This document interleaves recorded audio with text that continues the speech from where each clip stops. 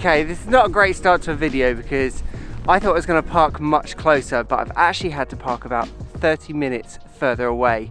So I'm half an hour behind, and for once, probably the first time ever, I'm quite grateful for the clouds that are on the horizon because they've actually given me a bit more time.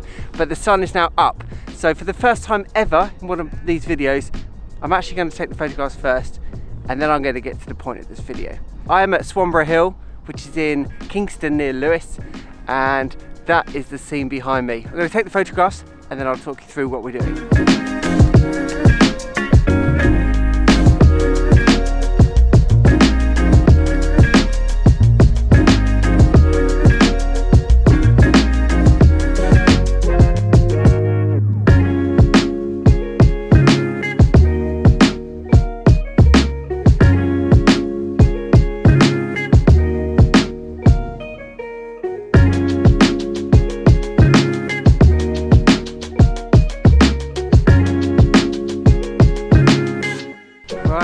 And 10 minutes later, we're done. The light is already too strong for this scene. Let's get on with the video.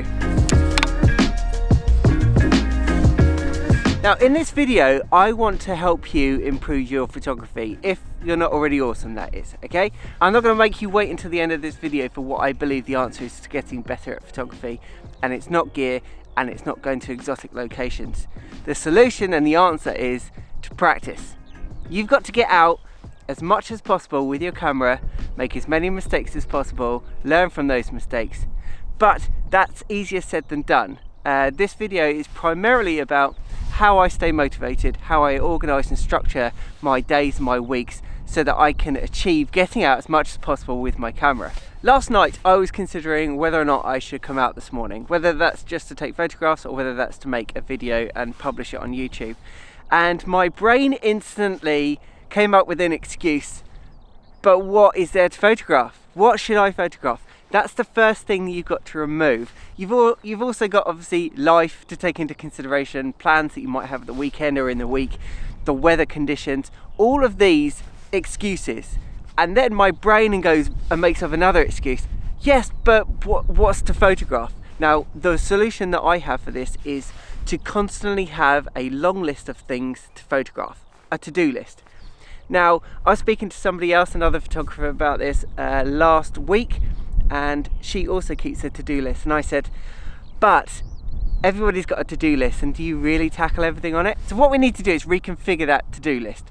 I've got 10 things on my to-do list. If you're a photographer, that might be 10 locations I want to photograph. Now, the items at the top are probably either the things that you have to do, maybe you've got commercial work, or secondly, the things that you most want to do. The items in the middle will probably get done. The items at the bottom, they've probably been there for ages and they're never going to get done. And that's the problem with to-do lists. There's no time pressure to do them most of the time. They're just a list of unallocated things to do. What you've got to do is take those things off a list and put them on a calendar. And no matter how busy you are, if you put that item number 10 on your calendar for 6 months' time, you are significantly more likely to do it.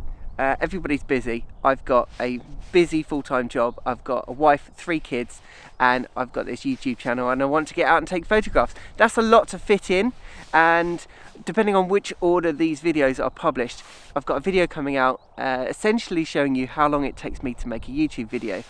And the answer to that is around 16 hours.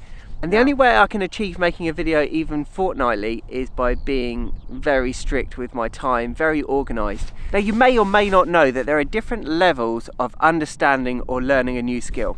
The most shallow way of learning a new skill is to watch a video or read a book. So if you were learning photography from scratch, let's just say you want to learn about infrared photography. The shallowest level of learning and understanding that task is to read a book or to watch a YouTube review or something similar like that.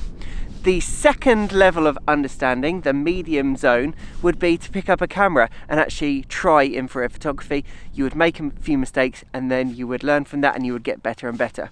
The deepest level of understanding is to teach infrared photography. So you've got watching, then doing, and then you've got teaching. Because in order to teach somebody about infrared photography, you have to have an even greater understanding. So that might make sense why I make tutorials and videos on YouTube about all of the different genres of photography, because selfishly it makes me better, because you have to have a much deeper understanding of whatever that subject or topic is. If you want to get better at something, read it, then do it, and maybe you teach somebody else. Or maybe even if you don't teach somebody, if you learn a new skill, you hear it on a podcast, for example, you take it in. If you tell other people, you're more likely to remember it, because you're pushing it into the deeper part of your long-term memory, better understanding. Because if you tell somebody about it, they might challenge you on it, and you'll think, oh, okay, maybe I don't understand it. Depending on how regimented and organised you want to be, I use an app. Well, what you've got to do is you've got to get away from this to-do list, and you've got to start putting things in an organised structure and then putting them on your calendar. Let's just say I'm going to go down to Brighton seafront to photograph the Palace Pier, and I need it to be low tide. First thing I would do is I would look up the tide times, and then I would see when the low tide clashes with sunrise or sunset. And then you've got some specific dates. So therefore, that item on your to-do list can now be placed at the end of the month.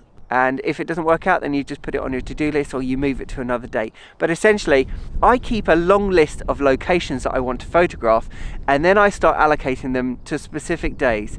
I don't personally do well with just picking up a camera and heading out. I believe that I come back with much better images when I'm a bit more focused and streamlined. So you're very rarely finding me just going out with the camera with no real purpose. I always head out with the camera with a purpose. I'm going to photograph this. If the circumstances change, then that's fine. I can adapt and I can mix things up, but I always really go out with a purpose. But that's fine. If you're one of these people that can just head out with a camera and find stuff, that's great as well. But I just personally find I am a bit more motivated when I know what I'm going out for. The app that I use is called TickTick, but there are loads out there. But essentially you want to go from a typical list. Some people might use pen and paper. I enjoy using pen and paper. However, it's very difficult to update, and that pen and paper does not remind you. There's no alarm going off. When I've got a task to do, my phone goes off, my watch goes off, and the app says, have you done this? Do you want me to snooze it for 15 minutes, or is it complete? And essentially, there's no getting away from the fact that that will just constantly remind you until you've done the task. It's too easy to just put things off. So having an app constantly reminding you, you said you were going to do this, it genuinely does make you do things. I don't just use the app for photography or for work, I use it for everything. So if I think, oh, I need to get the car washed, I need to go shopping, I need to buy my daughter a birthday present, any of those things, it all goes on the same app. So it has definitely changed the way that I structure my days, my weeks. I'm significantly more organised. In terms of getting out, getting better at photography, if you were to head out once every week, maybe even just once every fortnight, essentially you would collect 25 folders in your Lightroom catalogue or whatever software you use per year. Just imagine the chances of getting some great images if you go out 25 or maybe 50 times a year. Your photography will significantly improve. Don't be fooled into thinking that I only ever take good photographs.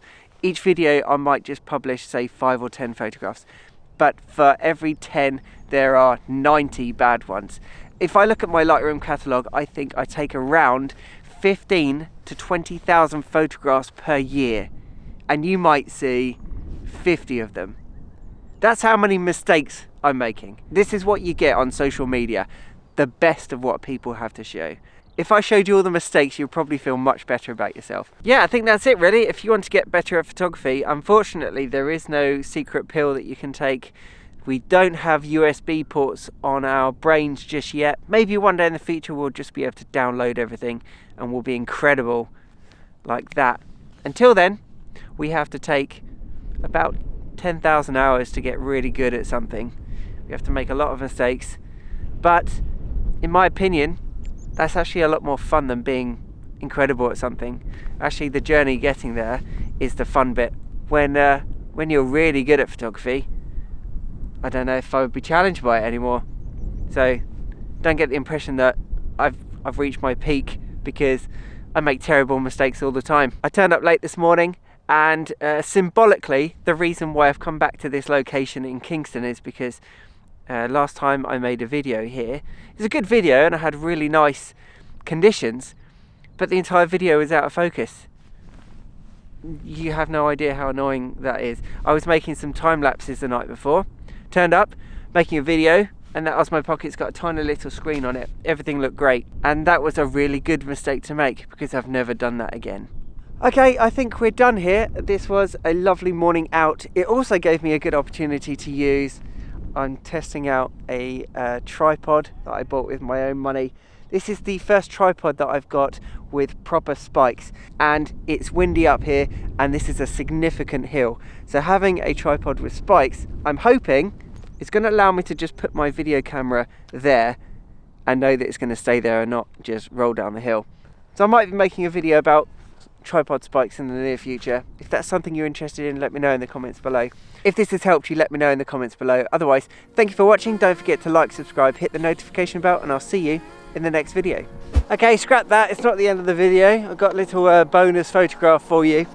If you ever visit Swanborough Hill, if you park up near Kingston and you walk all the way to Swanborough Hill, you'll walk past a composition called Stump Bottom, which is here.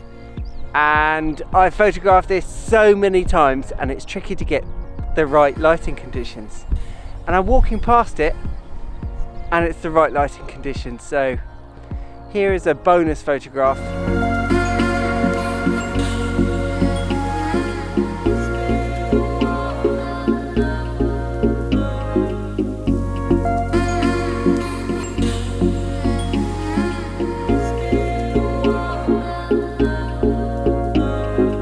Okay, this is goodbye now. Thanks for watching. See you in the next video.